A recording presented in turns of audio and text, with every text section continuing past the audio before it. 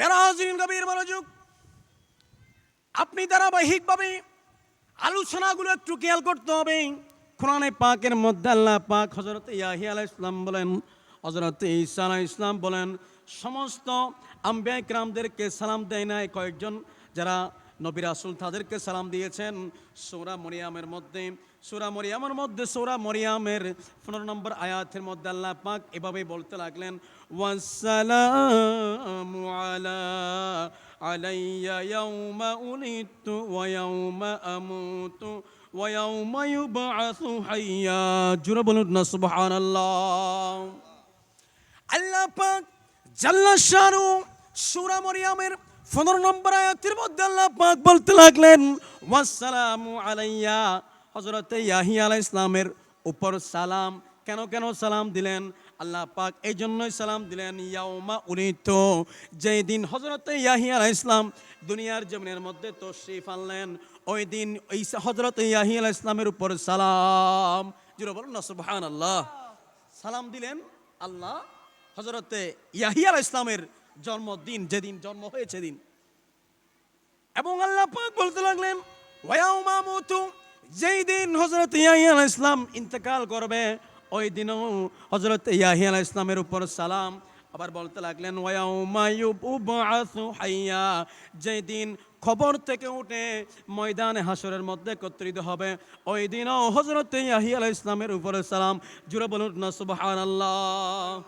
এটা যে আমরা যে মিলাদ করি, নবীকে সালাম দিই, এটার বড় দলিল হচ্ছে এই দলিলগুলো সুন্নিদের অবশ্যই মনে রাখা দরকার। সূরা মরিয়মের 15 নম্বর আয়াত। জোরে বলুন না সুবহানাল্লাহ। তাহলে এ থেকে বোঝা গেল আল্লাহ সালাম দিলেন কারে? হযরতে ইয়াহিয়া আলাইহিস সালামের জন্মদিন সালাম দিলেন, এবং সালাম দিলেন যেই দিন মৃত্যুবরণ করবে সেদিন সালাম দিলেন, এবং যেই দিন খবর থেকে উঠে ময়দানে হাসরে যাবে ওই দিনও হযরত ইয়াহিয়া আলাইহিস সালামের উপর সালাম। জোরে বলুন না সুবহানাল্লাহ। শুধু তাই নয়, হযরত ঈসা আলাইহিস সালামের উপরও সালাম দিলেন আল্লাহ। সূরা মরিয়মের 33 নম্বর আয়াতের মধ্যে আল্লাহ পাক বলতে লাগলেন, যে আয়াতে কারিমাটা এসেছেন হযরতে ঈসা আলাইহিস সালামের জন্মদিনেও সালাম দিয়েছেন। সেই সালামটা এভাবেই যে হযরত ঈসা আলাইহিস সালামের জন্মদিন সালাম হচ্ছে, ওনার জন্মদিনেও সালাম, এবং ইন্তেকালের সময়ও সালাম, এবং যেই দিন কবর থেকে উঠবেন সেই দিনও সালাম। জোরে বলুন না সুবহানাল্লাহ। তাহলে আল্লাহ কি করলেন? সালাম দিলেন। হযরতে ঈসা আলাইহিস সালামকেও সালাম দিলেন, এবং হযরতে ইয়াহিয়া আলাইহিস সালামকেও সালাম দিলেন। জোরে বলুন না সুবহানাল্লাহ। এবার আসুন, ওনাদের যেই জন্মস্থান হযরতে ঈসা আলাইহিস সালামের জন্মস্থান, যে হাদিস কানা এসেছেন নাসাই শরীফের 250 নম্বর হাদিস, সেই হাদিস কানার মধ্যে যে হাদিসের মধ্যে রয়েছেন বাইতুল লাহাম স্থানের মধ্যে নবীজি যখন মেরাজে যাচ্ছিলেন, তখন মেরাজে যাওয়ার সময় হাদিসটা এভাবে এসেছে যে নবীজিকে জিবরাইল আমিন বলতে লাগলেন যে বাইতুল লাহাম স্থানের মধ্যে নামার জন্য বলেছেন। জোরে বলুন না সুবহানাল্লাহ। তাহলে নবীজি কি করলেন? হযরতে ঈসা আলাইহিস সালামের জন্মের যে স্থান, সে স্থানে মেরাজে যাওয়ার সময় 2 রাকাত নামাজ পড়েছেন। জোরে বলুন না সুবহানাল্লাহ। কয় রাকাত নামাজ পড়েছেন?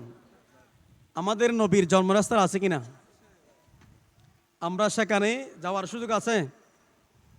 সেটা সেই জায়গার স্থানটা এভাবেই সূরা যেই মরিয়মের 33 নম্বর আয়াতের মধ্যে, ওয়াসসালামু আলাইয়া ইয়াউমা উলিদতু ওয়া ইয়াউমা আমুতু ওয়া ইয়াউমা উবআসু হাইয়া, হযরত ঈসা আলাইহিস সালামের জন্ম, মৃত্যু এবং যেদিন খবর থেকে উঠিতে হবে সেই দিন আল্লাহ সালাম দিয়েছেন। জোরে বলুন না সুবহানাল্লাহ। এভাবে যদি সালাম দেয়, আমাদের নবীর জন্মদিন আমাদের সালাতু সালাম দেওয়ার দরকার আসেনি? মিলাদ শরীফ করার দরকার আসেনি? মাহফিল করার দরকার আছে কিনা? এবং যদি ঈসা আলাইহিস সালামের জন্মস্থান বাইতুল লাহামে যদি আমার নবী কি করে? নামাজ পড়ে, সেখানে যদি বরকত থাকে, আর আমাদের নবীর যেই জন্মস্থান, সেই জন্মস্থান 1200 বছর পর্যন্ত উম্মতে মুহাম্মদীরা সেখানে গিয়ে নামাজ পড়েছেন এবং সুমা দিয়েছেন, দোয়া করেছেন এবং তাদের উপর বরকত হয়েছে। কিন্তু সৌদি সরকার, নজদি সরকার যখন 1200 বছর পরে যখন এসেছেন 1925 সালে, 1926 সালে আসার পরে যে বাদশা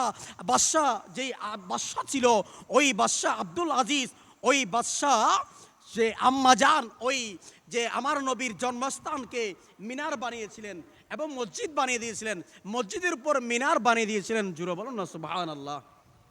যখন 1925 এবং 26 সালে মক্কার জমিন থেকে সমস্ত মাজার ভেঙে ফেলা হচ্ছে এবং মদিনার জমিন থেকে সমস্ত মাজার ভেঙে ফেলা হচ্ছে, ঠিক সেরকম আমার নবীর যেখানে জন্ম হয়েছেন ওই জন্মের স্থানও ভেঙে ফেলেছেন। জুড়ে বলুন না নাউজুবিল্লাহ।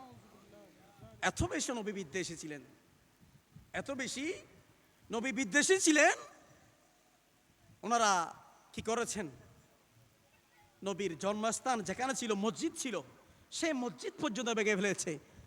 সেই মসজিদটা কি করেছিলেন বাদশাহ আব্দুল মালিক ইবনে মারওয়ান মালিক কি করেছেন, সেই জায়গাটা ওয়াকফ, ওনার আম্মাজান ওয়াকফ করে দিয়েছিলেন। জোরে বলুন না সুবহানাল্লাহ। কখনো সময় যখন যারা আশেক রসুলদের দখলে যাবে, সৌদি বাদশা যখন এভাবে হবে, তখন দেখবেন ওই আমার নবীর যে জন্মস্থান ছিল সেটাও কি হয়ে যাবে, উদ্ধার হয়ে যাবে। জোরে বলুন না সুবহানাল্লাহ। এত বেশি নবী বিদ্বেষী ছিল। এখন ওনারা কি করেছেন, সেই জায়গাটা মাকতাবাত বানিয়ে ফেলেছেন, লাইব্রেরি। মাকতাবাত মানে কি? লাইব্রেরি ভেঙে ফেলেছেন। লাইব্রেরি ভাঙার পরে তারপরও আশেক রসুলরা মক্কার মধ্যে গেলে ওইখানে মক্তবার মধ্যে যায়, সেখানে গিয়ে নামাজ পড়ার জন্য চেষ্টা করে এবং সুযোগ পেলে ঢুকে ওইখানে গিয়ে একটু চা পান করে, ওইখানে গিয়ে মেহমানদারে নামাজি হয় এবং তারা নামাজ পড়ে এবং তারা এখানে গিয়ে আমার নবীর যেখানে জন্ম হয়েছেন সেখানে চুমু দেয়। জোরে বলুন না সুবহানাল্লাহ।